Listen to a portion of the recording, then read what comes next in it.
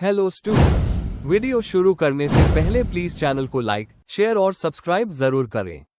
एक important information, अगर आपको इस वीडियो के नोट्स चाहिए तो डिस्क्रिप्शन बॉक्स में दिया गया डाउनलोड लिंक चेक करें। Thank you. चलिए शुरू करते हैं। इस वीडियो में हम पढ़ेंगे MSOE 3 सोशियोलॉजी ऑफ रिलीजन के प्रीवियस ईयर क्वेश्चन और most important questions with answers. ये क्वेश्चंस आपके एग्जाम के लिए बहुत इम्पॉर्टेंट है। अगर आपने ये अच्छे से कर लिए तो एग्जाम निकलना पक्का है।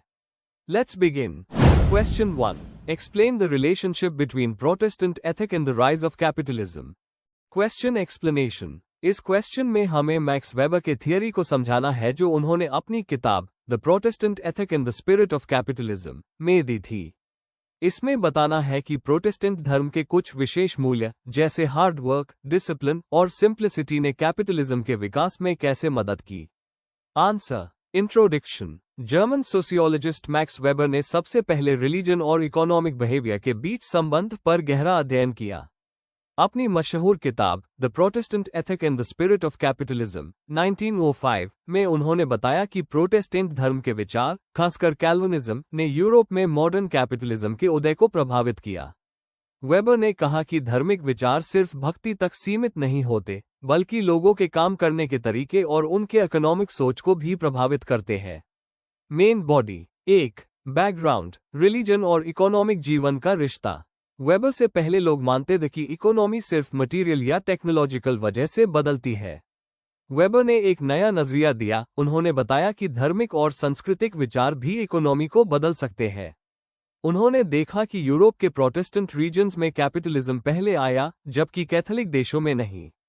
उदाहरण, कैथोलिक धर्म में धन को स्पिरिचुअल जीवन के लिए बड़ा माना जाता था, जबकि प्रोटेस्टेंट लोगों के लिए ये गोद के आशीर्वाद का निशान था।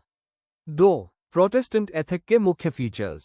प्रोटेस्टेंट एथिक उन मॉरल वैल्यूज को दिखाता है जो मार्टिन लूथर और जॉन कैल्विन जैसे रिफॉर्मर्स ने दिए। हार्ड वर्क और डिसिप्लिन, काम को एक धार्मिक कर्तव्य माना गया। सफलता गोद के अनुग्रह का प्रतीक बनी। रैशनल जीवन, प्लानिंग, एफिशिएंसी और जिम्मेदारी पर जोर दिया गया। एसेटिसिज्म, कैल्विनिस्ट्स ने लग्जरी से बचकर पैसे को बिजनेस में लगाया, जिससे इकोनॉमी बढ़ी। कॉलिंग, बर्फ, लूथर ने कहा कि हर व्यक्ति का काम एक डिवाइन कॉलिंग है, मतलब रोज काम भी एक धार्मिक क्रिया है। 3. कैल्विनिज्म और साइकोलॉजिकल मोटिवेशन। कैल्विन के प्रीडेस्टिनेशन सिद्धांत के मुताबिक सैल्वेशन पहले से तय होती है। इस चिंता को दूर करने के लिए लोग अपने काम और बिजनेस में सफलता ढूंढने लगे।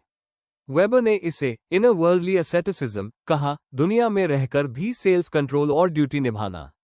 ये सोच लोगों को डिसिप्लिन, हार्डवर्किंग और प्रॉफिट रीइन्वेस्ट करने वाला बनाता गया, जो कैपिटलिज्म के लिए जरूरी था।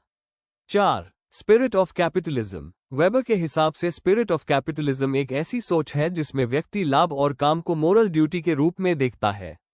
कैपिटलिज्म सिर्फ पैसा कमाने की लालच नहीं, बल्कि एक एथिकल जिम्मेदारी है प्रोडक्टिव रहने की। प्रोटेस्टेंट एथिक ने इसी सोच का मॉरल फाउंडेशन दिया। बाद में जब रिलीजन कमजोर पड़ा, तब भी ये कैपिटलिस्ट सोच संस्कृति का हिस्सा बन गई। 5. आलोचना और आज की रेलेवेंस। मार्क्सिस्ट दृष्टिकोण। मार्क्स कहते हैं कि धर्म नहीं, बल्कि इकोनॉमी धर्म को शेप करती है। ऐतिहासिक आलोचना। कुछ स्कॉलर्स कहते हैं कि कैथोलिक देशों में भी कैपिटलिज्म था। फिर भी वेबर का थियरी महत्वपूर्ण है क्योंकि उसने कल्चर और आइडियाज को इकोनॉमिक ग्रोथ से जोड़ा। आज भी कन्फ्यूशियन सोसाइटीज जैसे जापान और साउथ कोरिया में स्ट्रॉन्ग वर्क एथिक देखा जा सकता है। कंक्लूजन। मैक्स वेबर का प्रोटेस्टेंट एथिक और कैपिटलिज्म के बीच संबंध पर थियरी एक गहरी समझ देती है कि धार्मिक सोच समाज और अर्थव्यवस्था को कैसे बदल सकती है। प्रोटेस्टेंट वैल्यूज ने लोगों में डिसिप्लिन, रैशनैलिटी और काम के प्रति समर्पण को बढ़ाया, जिससे मॉडर्न कैपिटलिस्ट समाज बना। If you need the notes of this video, there's a download link in the description box. Be sure to check it out. Thank you. Let's see the next question. Question 2. Discuss Freud's approach to the study of religion. Question explanation. इस question में हमें Sigmund Freud के नजरिए से religion को समझाना है। Freud ने रिलीजन को एक साइकोलॉजिकल प्रोसेस के रूप में देखा, जहां इंसान के अनकॉन्शियस डिजायर्स, फियर्स और बचपन के अनुभव रिलीजन का बेस बन जाते हैं। आपको उनकी theories the future of an illusion और टोटम एंड टैबू के रेफरेंस से एक्सप्लेन करना है। Answer. Introduction. Sigmund Freud psychoanalysis के फाउंडर थी और उन्होंने रिलीजन को मानव मानसिकता के दृष्टिकोण से समझने की कोशिश की। उनके हिसाब से रिलीजन इंसान के अंदर छुपे डर, इच्छा और सुरक्षा की भावना से जन्म लेता है। जैसे बच्चा अपने पिता पर निर्भर होता है, वैसे ही व्यक्ति एक डिवाइन फादर, भगवान के कॉन्सेप्ट को क्रिएट करता है। फ्रॉइड के the future of an illusion 1927 और टोटम एंड टैबू 1913 जैसे कार्य रिलीजन के साइकोलॉजिकल ओरिजिन को डिटेल में समझाते हैं। Main body. 1. फ्रॉइड का साइकोलॉजिकल नजरिया। फ्रॉइड कहते हैं कि रिलीजन एक सामूहिक न्यूरोसिस है, एक इल्यूजन जो इंसान ने अपने डर और असुरक्षा से बचने के लिए बनाई। रिलीजन इंसान के अंदर एक विश फुलफिलमेंट मैकेनिज्म है जो कंफर्ट देता है जब हम हेल्पलेस फील करते हैं। जब पुराने समय में लोग प्रकृति और मौत से डरते थे, तो उन्होंने एक पावरफुल गॉड इमेजिन किया जो उन्हें प्रोटेक्ट करे, जैसे एक पिता अपने बच्चे को करता है। एग्जाम्पल, जब इंसान नेचर के सामने असहाय महसूस करता था, तो उसने एक डिवाइन फादर का कॉन्सेप्ट बनाया जो सब पर नियंत्रण रखता है। 2. रिलीजन एज इल्यूजन और wish fulfilment. The future of an illusion में फ्रॉइड कहते हैं कि धार्मिक विश्वास एक इल्यूजन है जो हमारी इच्छाओं और उम्मीदों से पैदा होते हैं, न कि किसी फैक्ट से। रिलीजन बचपन के इमोशनल पैटर्न को कंटिन्यू करता है। जैसे बच्चा अपने पिता पर भरोसा करता है, वैसे ही व्यक्ति एक हेवनली फादर में विश्वास करता है। यहाँ फादर कॉम्प्लेक्स बहुत इंपॉर्टेंट है। भगवान का कॉन्सेप्ट एक इमोशनल जरूरत है, ना कि logical such. Example, God will punish evil का विश्वास इंसान के अंदर एक मोरल ऑर्डर और जस्टिस का भरोसा पैदा करता है, जो बचपन से सीखा गया होता है। 3. टोटेमिज्म और रिलीजन का उद्भव। टोटेम एंड टैबू में फ्रॉइड ने रिलीजन के ओरिजिन को प्रिमिटिव सोसाइटी से जोड़ा। उन्होंने प्राइमल हॉर्ड थियरी दी, जहां कुछ पुत्रों ने अपने डोमिनेंट पिता को मार दिया और बाद में उसके प्रति गिल्ट फील किया। इस गिल्ट के कारण उन्होंने पिता के सिंबल को टोटम के रूप में पूजना शुरू किया। इसी से रिलीजन और रिचुअल्स का जन्म हुआ। फ्रॉइड ने इससे ईडिपस कॉम्प्लेक्स से भी जोड़ा, जहां पिता पुत्र के बीच रिप्रेशन और गिल्ट का संबंध होता है। 4. आलोचना और महत्व। कई लोग कहते हैं कि फ्रॉइड ने रिलीजन को बहुत ज्यादा सेक्सुअल और साइकोलॉजिकल एंगल से समझा, जबकि उसके सोशल और मोरल पहलू को इग्नोर किया। फिर भी उनका योगदान बहुत महत्वपूर्ण है क्योंकि उन्होंने रिलीजन को साइंटिफिक और साइकोलॉजिकल तरीके से समझने की दिशा दी। उनके बाद कार्ल जंग और एरिक फ्रॉम जैसे थिंकर्स ने उनके आइडियाज को मॉडिफाई करके आगे बढ़ाया। कंक्लूजन। फ्रॉइड के नजरिए में रिलीजन एक साइकोलॉजिकल रिएक्शन है जो इंसान के डर, गिल्ट और सुरक्षा की जरूरत से पैदा होता है। उनका थियरी रिलीजन के समझने का एक नया पर्सपेक्टिव देता है, जहां भगवान एक इमोशनल सपोर्ट बन जाता है। चाहे उनके विचारों पर आलोचना हुई हो, लेकिन उन्होंने रिलीजन को समझने की दिशा बदल दी। अगर आपको इस वीडियो के नोट्स चाहिए, तो डिस्क्रिप्शन बॉक्स में दिए गए डाउनलोड लिंक को जरूर चेक करें। Thank you. Let's see the next question. Question 3. What is non-renunciation? Discuss with reference to auspiciousness and purity.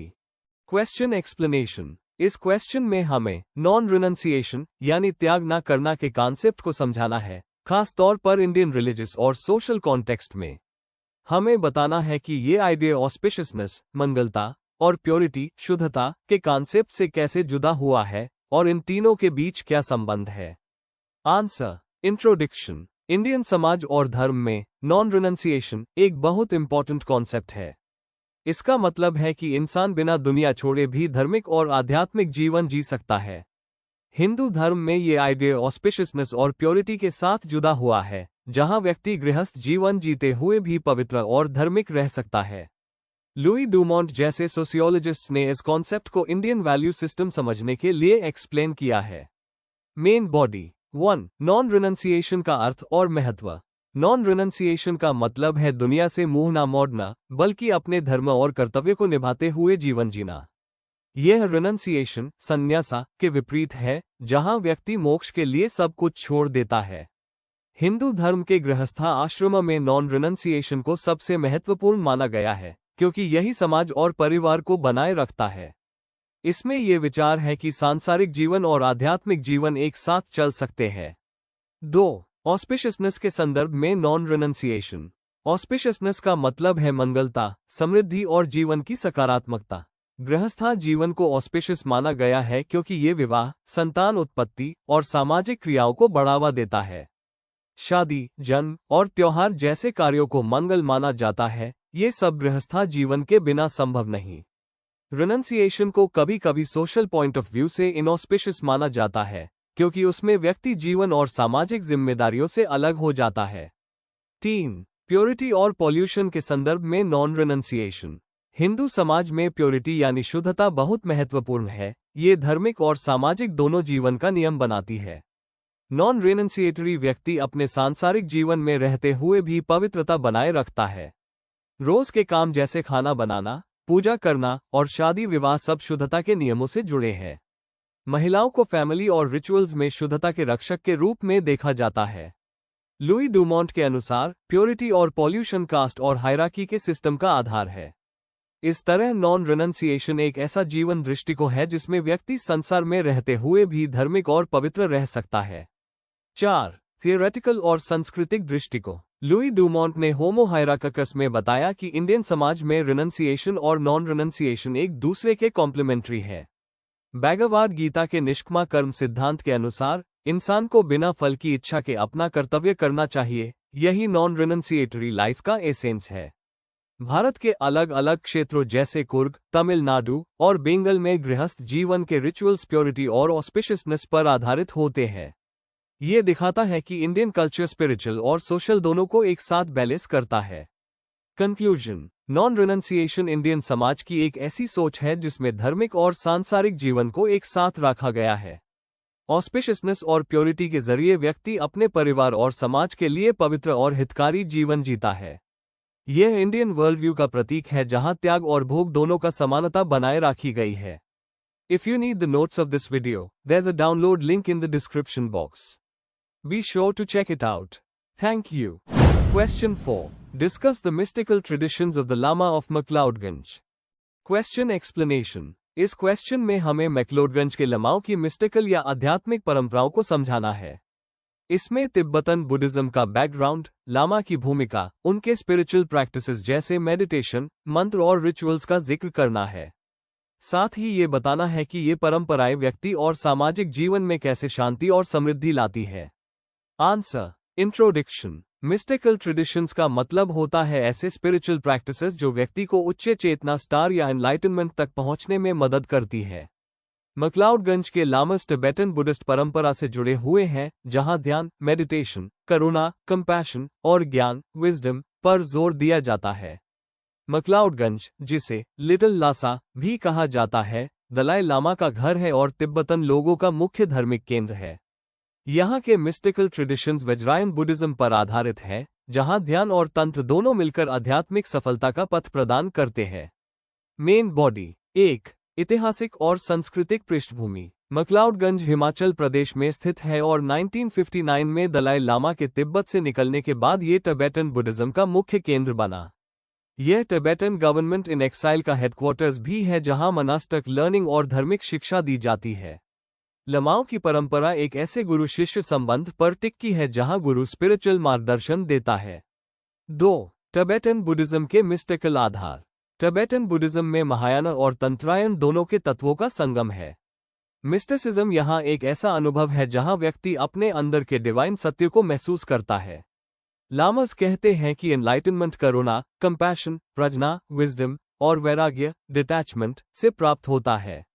Tibetan book of the dead जैसे ग्रंथ आत्मा के मृत्यु के बाद के सफर और मुक्ति के मार्ग को समझाते हैं। 3. ध्यान और रीतियों के रूप। ध्यान, मेडिटेशन, लमाओं के मिस्टिकल जीवन का सबसे महत्वपूर्ण हिस्सा है। इसके जरिए मन को नियंत्रित करके एकाग्रता और शांति प्राप्त की जाती है। मंत्र और मंडला। ओम मनी पैड में हम जैसे मंत्रों का उच्चारण और मंडला बनाना एक प्रक्रिया है जिससे ब्रह्मांड और मानव एकता का प्रतीक बनता है। टैंट्रिक क्रियाएं। वज्रायन बुद्धिज्म में मुद्रा, मंत्र और तंत्र के माध्यम से स्पिरिचुअल ऊर्जा को जागृत किया जाता है। गुरु और शिष्य संबंध। लामा अपने शिष्य को धार्मिक अनुभवों में मार्गदर्शन देता है ताकि वो सही दिशा में चले।